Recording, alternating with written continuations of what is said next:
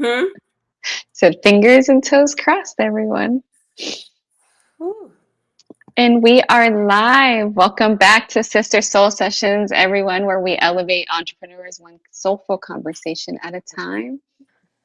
And today's conversation is about legacy, not just what you build, but what you carry and what you honor and what you pass on. So, with that being said, we're sitting with Stephen Gray today. He's the founder of Jeannie's Cakes, a brand rooted in family, tradition, and purpose. And Stephen, you want to take this time to introduce yourself? Sure. Well, thank you for having me again. Hopefully, we Yes, can thank you. we can get through this with pure bliss. Right. Um, Yes. as mentioned, my name's Stephen Gray. I'm the founder of Jeannie Cakes. That's located inside the Galleria Mall here in Houston, Texas. And basically, my business started with the recipes that I inherited from my grandmother Jeannie. Beautiful. Okay. And Yes, Galleria Mall, very busy. We actually ran into Stephen there and we remembered seeing him online, so had to get him here. Thank you again for making time for us Friday. If you guys joined us, we had a little bit of a mishap, so we had to get this story, but we had to get this story out. So thank you again, Stephen, for joining us. And sure. before Jeannie's Cakes existed, who were you becoming at that time in your life? Well, before Jeannie Cakes existed, I was just the grandson of my grandmother. Growing up as a little boy, like all of us did, whether granddaughter or grandson, being under the kitchen of your nana, your big mama, my dear, whatever you want to call it. My growing up was my grandmother's Jeannie, and she just always baked her precious recipe of vanilla pound cake. It Mm, was something that friends and family had to have at every function. Um, so as far as I remember, that's all I remember her doing, and I fell in love with the idea of how her cake made people act and react, and how they would jump up and down, dance, like actually fight, hide the cake. yeah. And it was just interesting growing up seeing how expressive people were about how they felt about her recipe. And it was an inspiration of something I wanted to mimic. I wanted to do it as a little kid. I would always ask her to show me, but she's that generation of older grandmothers. They Mhm. hold true to their recipes. They not letting it Yeah. go. The only part of helping her I could do was going to the store and helping her getting the butter and the eggs and putting it in the cart. And as I went to the store, I would always see this brand called Sara Lee Pound Cake. Yeah. Mhm. And I'm like, one day as a little boy, I was saying to myself, I'm going to have my grandmother's recipe in her cake right here next to Sara Lee. I love that. And that's where the vision and the desire started from. I think it all really came together when she caught arthritis and Mm, her arm and her hand, because back then we didn't have kitchen aids. We Mhm. had Sunbeam mixers where you just yeah. had to The hand mix and mixer. mix and mix. And she had a Harvest Gold Sunbeam mixer, and she Mhm. couldn't do it no more. So she finally decided to teach me and show me the recipe. And at first, it was a challenge because she taught me without mixing, without measuring. I'm sorry. Like, she didn't measure Oh, anything. She didn't have a scale. It was just Oh. everything that was by hand. That's just how older grandmothers, and grandfathers did things. Mhm. And we would bake cakes together. And I'm like, well, why is my cake coming out different? Like, it just didn't come out the same. So I realized that I couldn't do that. So I asked her to bake like 7 cakes, and she baked them. And then I scaled her recipes from wow. measurements. And when I I did actually that, watched it. Yeah. yeah, Yeah. when I did that, then, her cakes and my cakes were like neck and neck. And Oh, from there, as a teenager, in Atlanta, Georgia, I never forget, I went to a place called Milton's Barbecue. It was in downtown Stone Mountain. And I Mhm. asked him if I can put my grandmother's cake on his menu. And that's where it all started, because he was like, man, people are starting to come in here and buy the cake and not buy the ribs and the oh barbecue. wow. And so then I went to another place called Sylvia's. It was on Cleveland Avenue. Mm, I love Um, some. yeah, I put it in there. And then it was another restaurant called Justin's in Atlanta at the time. I put it in there on their menu for the brunch, and it just started giving me all these ideas of how I could market my grandmother's cake. But then times started changing. People didn't want like big whole cakes anymore. Hmm. So then I came up with the concept of how everyone could have her cake individually for them. And I never forget, I went to Hobby Lobby, and this was before this company that's called Nothing Bundt Cake was out. Mhm. I went to Hobby Lobby and I saw these pans where you can just make like little individual pound cakes. Yeah. Mhm. And then that's why I gave birth to her recipes being like little bundt cakes. And Mm. that's kind of like where the journey started with her recipe. But the whole entrepreneur spirit, I had that at a very young age because in Chicago, we used to do, I'm not sure if you're familiar with this, but we would take ice trays, right? Uh-huh. And we would fill it with Kool-Aid. Yeah. And then we would put Frozen. a little plastic over it and we would put these toothpicks in it. Hmm. And then in the morning, I would wake up and I would pop them out and I would take them outside and sell them to all the kids. And it wasn't that much money and it wasn't about the money. It was just about me realizing that I had some hustle in me, right? Yeah. Mhm. So between that hustle at a very young age, the vision and the concept of growing up with my grandmother, taking that to the marketplace, Mhm. seeing success, then seeing how the market started shifting and it started changing. And I had to change with the market. People don't want things in big portions no more because they're trying to Right. control the sugar. So I Mhm. took that to making it everything in smaller proportions. And Mhm. then that evolved me and took me on the path to Houston because my background was with a company called AirTran Airways. Southwest Airlines bought us out, Mhm. and I had to come to Houston if I wanted to keep my career. So when I came to Houston, COVID hit, Mhm. and the governor had just came to Houston, became a flight attendant, and I started doing like events and farmers markets and crawfish markets and you name it. I was just out there, and I finally had did the bridal expo. That was like my biggest Oh, highlight. perfect. Mhm. Yeah, and you can go on my social media. You'll see pictures of me hooking up with the brides and making their wedding a part of my grandmother's recipe. Mm. Mhm. Then COVID hit, and the governor shut the state down and said nobody can come out of your house. You know, you have to stay indoors, and that didn't last too long because they realized that people just gonna do what they wanted to Yeah. do. Exactly. And this particular day and year in 2020, my oldest daughter was in town. She's really big into retail, so she went to the Galleria Mall and she called me and told me, Dad, they got like several spaces that are empty. Wow. So when I went and looked at all the spaces and I saw the Mhm. one that you all met me at that was right by the Mhm. Apple store, that was Yeah. it. That was it. I knew that location is everything. And I Yes. grew up in Chicago. Usually bakeries and bread stores are always on a corner. You're gonna always Right. find a corner bakery. I think it's like that in New York too, right? So I was like, Yeah. this kiosk is on the corner. Yeah, I love it. So things that other people don't think about, I think about. Mhm. So I was like, I got my little corner bakery right here. I got the Apple store. It was the perfect location. So in 2020, we opened up that space that you met me up at the kiosk, and then I Mhm. start marketing to Houston with the cake pops and the bunt cakes, and that's where we are today. That is amazing. And what a journey from you being a child, kind of sitting up under your grandmother. And I have to ask because, especially with the recipes, like you said, it is sacred in our communities. Were Mhm. you the favorite grandchild? How did you get the recipe in particular from Right. everyone I else to build this? Well, we always everyone thinks they're the favorite grandchild, grandson Right? or granddaughter, right? I'm gonna say yes Mhm. because I got all the recipes. Yeah.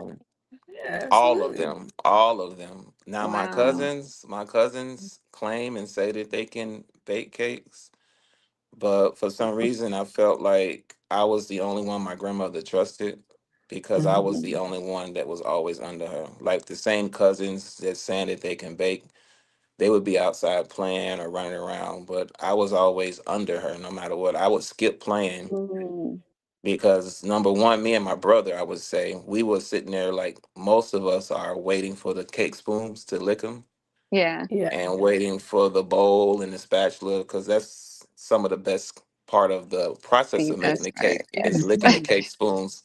Mhm. So I got smarter and I just told my brother, look, you can hide the cake spoons, and I'm gonna take the bowl and the spatula because it's more on that.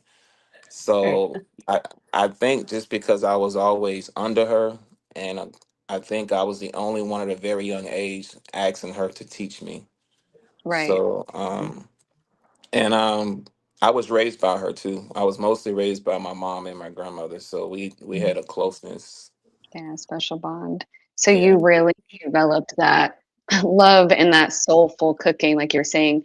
There weren't even any measurements for that. But with that, and you learning what she took in for cooking, and you were working other jobs, building your career, there's always a moment where life shifts, where you either stay comfortable or you step into something that's unknown. What was that moment for you? Like, when did you know you should start going to those farmers markets and actually make her cakes into a business? For me, I've always had different careers. And you're right. From I never forget, I was with the Hilton Hotels, and a kid came in and he had his flip flops on and just shorts and like no type of uniform. And he brought a delivery in that we ordered. And I'm like, hey, who do you work for? And he's like, nah, I work for myself. I was like, what do Mhm. you mean you work for yourself? He's like, yeah, I have my own courier company. I was like, I need to know about that. So that's when I learned the power of a 1099, and I started learning that, working for people like UPS for 10 years and Hilton Hotel for 10 years with no degree, my Mhm. turning point was they couldn't promote me anymore because I hit what they call See? that glass ceiling, right? Yeah. So Mhm. I learned at that time that I had my first daughter. I didn't have time to turn around and go back to college. Not that I didn't want to, but I Mhm. was in this situation where I had to provide. All Yeah. right. And I reached this point where, hey, you're a good guy and you do good work, but you just don't have that piece of paper. And they brought in this kid that I had to train for the job that I was qualified Mm, for. And then I realized, you know what? I think I want to pursue getting my own business. So I got my own courier service. From that, I got into real estate, became a real estate appraiser. But in the course of all of that, I was always baking cakes. So the turning point that Mhm. I mentioned to you for my career was to get my own business. yeah. The turning point for the cakes was, you know what? I'm tired of doing this as a hobby. Right. I felt like the baking cakes was, like I just said, it's just something I'm doing for fun. I wanted Mhm. to turn it into a business, but I didn't know how. And that's where I had to learn how the difference between baking in the kitchen and baking in a commercial kitchen, and then realizing on the whole business side that you can't do everything yourself, you know. Right. So how am I going to teach the recipes to employees and still keep it sacred? And Yeah. Yeah. so that was my turning point, to answer your question, that I just got tired of it being like my side piece. I wanted Yeah. No, for real. I wanted it to be like, my main thing. And then I Right. wanted to make my jobs or all of that my side piece. But there's a Hmm. process. There's a process. That's why one of the books that I love that I want to share, if you all have ever, read this, is Okay. A good Michelle read? Obama's Yes. book. Yeah, because her message is about, knowing who you are, knowing your story, and Mhm. keep evolving, right? I love So that. everything that I've mentioned about, where I came from was me evolving into, who I am to become in terms of what I'm pursuing. So I had to learn how to scale what my grandmother taught me in the kitchen to this major corporation. Yeah. Mm, And so, like, And obviously, all of that is really great. And on your journey of becoming, obviously, Jeannie's Cakes is not just a name, it's a person, it's your grandmother. And Right. so, with that responsibility, did you feel like you are carrying someone else's legacy into a business? Mm. Absolutely. That's what I tell my employees and tell my customers, that we're not just selling cake. We're selling legacy. Um, and I take it really, really personal because I built Jeannie Cakes and named it after my grandmother for every particular reason, because it represents the woman that she was. It represents, care, quality, determination. So, with all those things said, that yeah, absolutely. The pressure to carry in the legacy, I'm all about it because I believe in legacy. My grandmother died in 2010. Bless her spirit, her soul. But we're still talking about her recipes. We're still eating it. It's I'll still saying her living on. name. Yes. Yeah, and she started this in 1945 before you and I were Wow. born. Yeah. Oh, wow. So I take Completely it. different worlds. Yeah, Mhm. I Yeah. take it upon me to put it on my back, to keep it going. And when I look at my journey, that's what I was supposed to do. Yeah. I was supposed to be in the kitchen, be under her, and want to learn how to keep it going. So yeah, I Mhm. do take it upon myself to keep it going. With all that history and pretty much added pressure, just knowing, especially in our community, what that meant for her to start a business like that in the 40s, knowing what the times were, was there ever a moment where you questioned if you were the right person to carry that legacy? Well, I will tell you that my grandmother never did it as a business. When Mm. she started the recipe, and cultivated something that was special in 1945. But she baked for free. She baked for friends and Wow. family, out of her heart. In fact, I think I mentioned when we first got started on Friday that when Hmm. I'm the one that would get upset, because when I got older, I was like, how come they don't at least pay for the ingredients? And Hmm. I'll never forget. We was in a car and we were going to the store, and she said, "Listen, if you're gonna keep talking to me about this, then I'm not gonna call you to ask you to take me to the store anymore." Because she never owned a driver's license. She never had a driver's license, Wow. but she found a way to get around and get her ingredients or whatever. But I'm the one that was taking it personal. I'm like, like everyone is just like getting over, because she don't just use like cheap butter or cheap nothing. Like the recipe is the recipe because it's premium ingredients. Hmm. But yeah, she never did it as a business. So I Hmm. found more pressure on myself because I wanted to take something and make it more. My grandmother Yeah. just wanted to do it because she loved to see people happy and to see how they were. And for her, the joy was people asking her every function or every time they wanted something. That was happiness to her. For me, I guess this is where I'm different. I saw opportunity. I Yeah. saw dollar signs. I mean, I want to keep the legacy going, but I also saw that there's other products that are out there like Sara Lee and Nothing But Cake, and I can go on and on and on. And they're making millions of dollars, and their brand has been around for years. So Hmm. I'm like, I felt that my grandmother's recipe was on a higher level. And that's where I felt that I needed to put it on the marketplace. There came the pressure because I didn't go to school for business. I don't have a Hmm. degree. So I had to educate myself on, I mean, I understood the concept of being a business owner because had my own businesses. I worked from home, but it's different working from home and being a sole entrepreneur to being an Yeah. employer, and actually having employees. Like that's on a whole nother level. So when you ask me that question, yes, this journey has come with a tremendous amount of pressure. But with my background and where I come from, with my mom and my grandmother, the most powerful women in the universe, I was built for the Yes. journey, and I was built for the pressure. So, and the pressure has been there. I started the business in 2020, one of the worst times in human history with COVID in terms of, I would say, the United States in my lifetime. Yeah. And it's been a challenge because ever since COVID, there came inflation. I've started this business with three presidents. I started with Trump, then Biden came in, now Trump is back.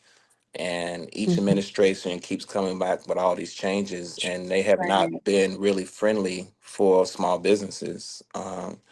Just being in Houston, you had Hurricane Beryl, that happened in 2023, 2024. And for the first time, I had a business that didn't have power for almost 3 weeks. Wow. So when you talk about pressure and you talk about, challenges, that's part of the journey. That's where you have to be like this other book that I want to share with you. And then I'll be done with Yeah, books. please. I don't know. This is Share, another share book. all of them. I know, right? These are my top two. This one is Mm, Kobe Bryant and the Mamba Mentality. Kobe was, about getting better every single day, domination, hard work. Um, and those are the things that took me through everything that I named from 2020 to 2026 and to still be standing in the Galleria Mall, which is one of the expensive malls in Yeah. Texas. Just to be in there is absolutely astronomically high. yeah. And with everything that I have just named, with our economy crumbling year after year, different presidents, different things that just keep happening. You already know, living in Texas, it's like something gonna happen every month. Yes. Especially with the Yes. weather. I'm like, when does this Yeah. stop? Oh my Because goodness. it's new to me. Like I'm from Atlanta. Like we may get one or two things, but come on, man, power for 3 weeks, and then the Hmm. next, Yeah. so it's always A something. lot. So, with that determination and just having that mentality like Kobe did, and how he approached the game, and he was just not going to be denied. He was going to find a way. And that's pretty much what I've done since 2020 to now is I found a way to pivot. I found a way to adjust. And you just have to be determined to break through. Yeah. Nothing usually lasts forever. Like even if you have a hurricane, you have a tornado. It has its moment, but then you always notice when it's over, the sun comes out, right? Yeah. And then that's where the repair of the destruction happens. And that's just how it is on the journey of whether you're trying to be this or that, or, you have to weather the storm, as they say, and realize that it will be over. And I give all thanks to God. It's because of Him and His Holy Spirit that I was Yes. able Hmm. to have the strength and the wisdom, which I pray to Him for, of a mentorship. And all these things have really helped me still to say that, hey, my business is still standing in the Yeah. Galleria after I've seen major people close, like Forever 21 and like Starbucks below me. Starbucks below me just Oh, closed. It's been there for like 20, 25 So- years. yeah. Since they opened. Yeah. Wow. And, to say that Jeannie Cakes, is still standing, it's something that I stand proud on to say that, um, yeah, it has been a challenge and I've taken it upon myself to, find a way. Yes. you've been taken through the and back. Oh God. Oh my God. And then, so what's a moment in your entrepreneurial journey where things didn't look like they were going to come together for you? Whew, that's a lot. Um, I think any entrepreneur that's listening to this and any entrepreneur, any person that wants to be an entrepreneur should hear this Hmm. because it's real. There's days that I wake up and I go to the kitchen and, just like Kobe at 4 o'clock in the morning, I'm going to the kitchen and I'm trying to figure out why am I doing this? Because Mm, nothing is working. Like it doesn't appear like it's working because you're not getting the results that you think that you should. Hmm. And a lot of people are not willing to do things without a reward. Um, yeah. and That's that's just a part of building a brand. And that's just a part of, the passion in which you say you want. You don't look at the reward, you look at the process, and you just have to keep putting one foot before the other, and you just have to believe in the process and believe that the end result would be what you're looking for. Um, with that being said, there's been plenty of times that as an entrepreneur, you go through these moments. Well, what am I doing? And then when it works, you're like, oh my goodness, I know why I'm Yeah. doing it. And Right. it's just like a roller Mhm. coaster where you just It keep is. doubting and you just keep like, when is this just gonna hit to where that plateau is just where it takes off? And that's just why you have to have your reason why. You have to have, that inner voice inside of you, that continues to motivate you. And so, yeah, absolutely. Yeah, a lot of ebbs and flows that you go through with just building, maintaining, like you said, having to go through all of the different things that are thrown at you. What did you have to unlearn to actually grow this business? What I had to learn is you have to learn how to pivot. Okay, you have to learn how to adjust. When I first started the business in the Galleria, and I hope some of my Genie Cakes customers are out there listening and they can understand this story. When I first started my business in the Galleria, the cakes were $4.50. That was back in 2020. Well, why do you think that price was that way? Because I remember when I was buying eggs back then, they were only like $1.19, maybe 99 Okay, you cents think about it. a Yeah, yeah. dozen, right? Butter was Hmm. cheaper, everything was different, right? Um, Mhm. but then this thing called inflation hit, where Yeah. everything doubled. I mean, it's still there because ground beef is almost $8, $9 a pound, right? Right. Hmm. um, Gas and all that. So with small businesses, particularly food, the profit margins are very thin on a good situation.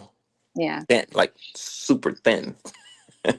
So when you factor in inflation, that's really hard for us when we're dealing with food. All right. So yeah, what did we all have to do during COVID? We had to adjust our prices. We had to raise the prices.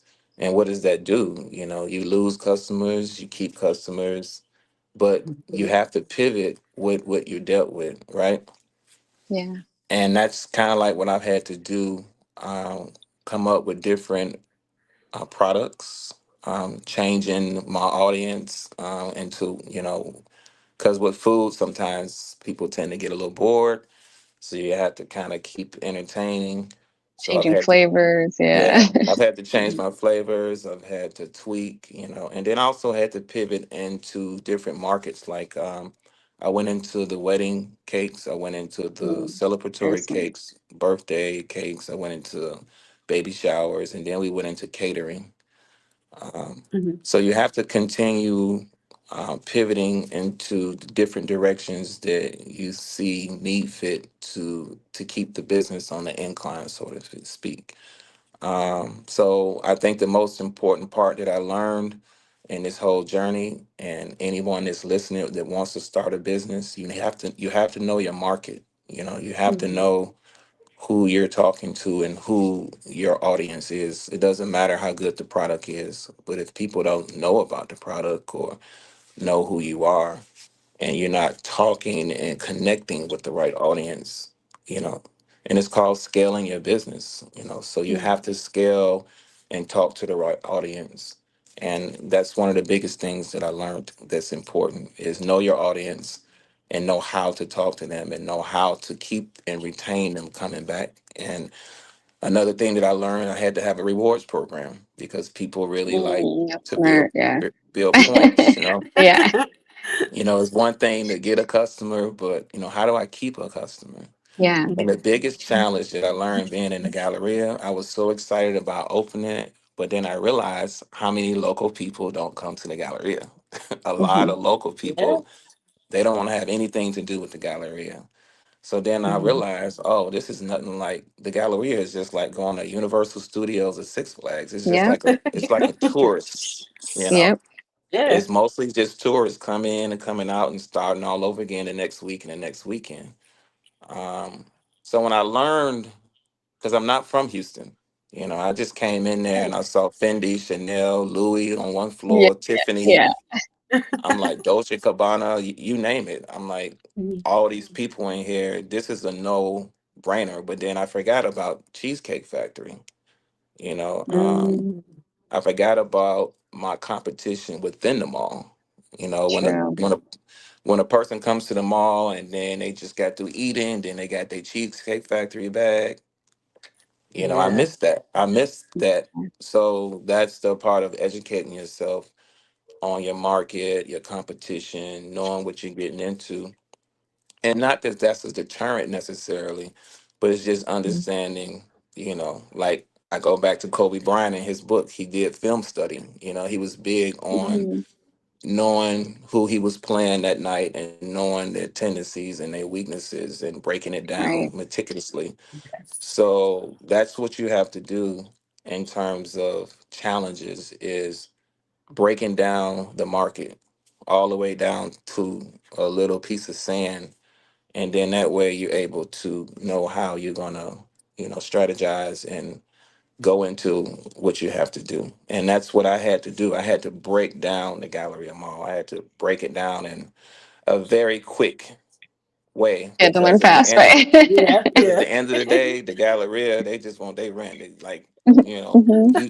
you figure out what you got to figure out, but when it's time to pay, you know, you got to Right. pay. Damn, And yeah, so it's been fun. It's been fun because I've seen how I've grown to stand, and once you do something once, you can do it again. So there's nothing now that I don't feel that I can't do because I've withstood Mhm. So major much. stuff so much. Yeah. So it's making me excited to talk more about where we're headed. We're going to expand into the humble area and get our first okay. storefront. Now the true Jenny Cakes vision is gonna be exposed because the Galleria was an idea. I had this idea. I thought everyone in the mall should walk around with a piece of cake. I mean, why not? They walking around with a pretzel from Auntie Annie's. They walking around with a Cinnabon from Cinnabon, and you know everybody likes cake. So Yeah. why not? You know, it be a custom experience where they can walk around with a piece of cake. But then I realized that I don't think this is the right market for me because I'm more of nostalgic. I'm more of tradition. I'm more of family. I'm more of people wanting to smell, right? Mhm. So that's not the vision of Jeannie Cakes. The vision of Jeannie Cakes is I'm going to bring my grandmother's kitchen and how I grew up under her to a location where you can come in and hopefully it will remind you of how you were when you were in the kitchen with your nana or your grandmother and Mhm. how all of us woke up to this smell. I don't know if you remember like just Mhm. waking up to maybe an apple pie Oh, smell or pound cake smell. Yeah. Well, no one in Houston, unless you work for Jenny Cakes, has ever smelt the recipes. When they come Mm. into the mall, they just see it in a little container. True. They True. see that they see the end experience. So the Genie Cakes experience that I want people to see is the process, the smell. Because when you smell it and you see it, you know, being made, you don't really need to taste it because you already know. So, Mm. and that's the concept that I want to have in Humble. And then we're going to expand and incorporate coffee and ice cream, things that complement the cake that we've had customers ask us for the last 6 years that, hey, you don't have no ice cream? No. Sorry, you got to go to Great American Cookie. You don't have no All coffee? right. Yeah. No, you got to go to Starbucks or Capital One Cafe. So, you know, I learned and I already knew that, but now at our location in Humble, we're going to incorporate all those things. So That's I'm amazing. excited. I'm excited about, you know, that. It's a perfect blend. he Yes. should work with Black Pawpaw with guilt-free ice cream, guilt-free Okay. Hmm. temptation. Yeah. So Also you out can in try. Houston. Yes, so they're in Houston. They also service the Dallas area and everything in between. But his ice cream is amazing. And Okay. it is vegan, gluten-free, you name it. Very healthy. You get as much as you want. Not feel guilty about it. Sounds like a good collaboration. Yes. Yes. Gotta make that happen. But then my question for you, so when we talk about expansion, we talk about obviously it's very important to know who your audience is. When all of that is said and done, what do you want Jeannie's cakes to represent at the end of the day? What do you want your Mm, grandmother's cakes to represent? What I want Genie Cakes to represent is tradition. You know, I want to bring tradition back to the marketplace. You know, I feel like it's gone. I feel like technology and our society of rush, rush, rush, it doesn't enable tradition to be like it was. Let me give you an example of what I'm talking about. Like, you know, back in the day, we would cook things, we would bake things. You Mhm. know, like I didn't grow up with a microwave. I didn't grow up with a toaster. Like we had a broiler Mhm. down at the bottom. We put butter yeah. on our bread and Oh, we made our own toast. You Mhm. know, well, as time has evolved, we have done things to make things faster. So we want to mhm, just put the toast in the toaster and pop it. And we want to put the food in a microwave. You know, well, with cake, nostalgia and nostalgic cake, you, if you want something that reminds you of home, of mhm, something that your grandma did, you have to put the time in it. So that's where Genie Cake's coming in. You know, a lot of people don't have time to go whip up and make a homemade pound cake, right? Well, yeah, if you don't have that time, then Genie Cakes is here for you. yeah, And if Humble is too far, don't worry about it because we're gonna be coming to Richmond. We're gonna be coming to the Heights. We're gonna be coming to Bel Air, you know. But that's where I want Genie Cakes to be. I want it to be a mhm, place where people can come and it's traditional, it's nostalgic, and most importantly, I'm not trying to replace anybody's grandmother or anybody's nana. I just want to give you a product that's made fresh from scratch. It's traditional, it can be trusted, and it recalls or reminds you of your childhood memories. And that's pretty much what I want Genie Cakes to be. And in the end of all of that, I'm preserving my grandmother's legacy. For sure.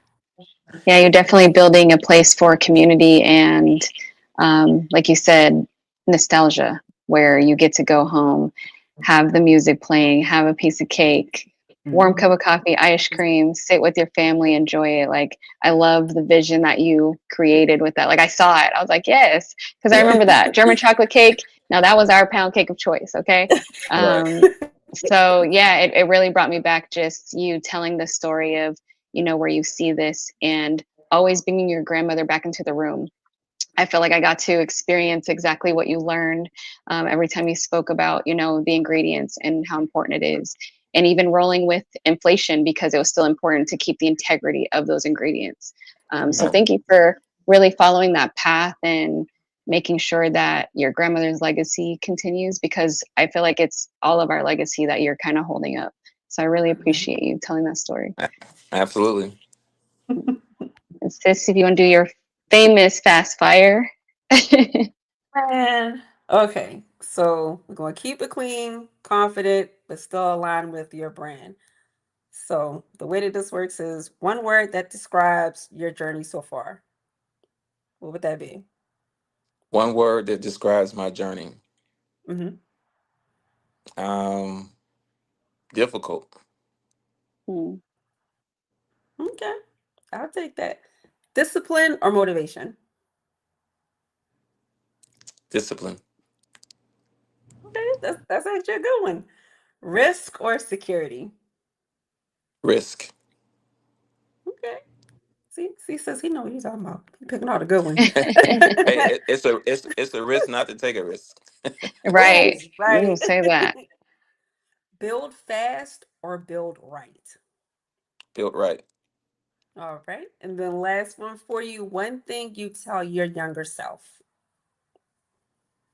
To never give up. To continue to fight. That was two. Sorry. Oh no, you're good. But yes, never give up. Now, with our signature question here, Stephen, we always like to ask our guests and give you a little time. You did tell us your word that you would give us, but if you could give a title to the memoir of your journey so far, what would it be and why? If I can give a title to the memoir, Yep, you gave us everybody else's books. I know what inspired it, but what is your book? What could I read about you? What would that title be? I think the title of my book would be I Did It and I Never Gave Up. Mm, I did it and I never gave up. Okay. And the why. The why would be it would go back to my grandmother. The reason why I did it is to preserve something precious that I believed in, that I grew up and I saw. So my why would be to preserve my grandmother's legacy. yeah, Amen to perfect that. reason. Right. Right. All the reasons. Did you want me to close out, sis? You want me to go ahead and close out? Go ahead, girl. Man. So today, this wasn't just about cakes. I just want y'all to let y'all know right now, this wasn't about cakes. This was about legacy. It's about being under pressure, but still moving forward with your purpose and building something that actually means something, not only to For yourself, but sure. to your community. And that's what we love to hear, real conversations that go deeper than the surface. So make sure you follow Jeannie's Cakes, of course, Instagram at Jeannie's Cakes and website, jeanniescakes.com.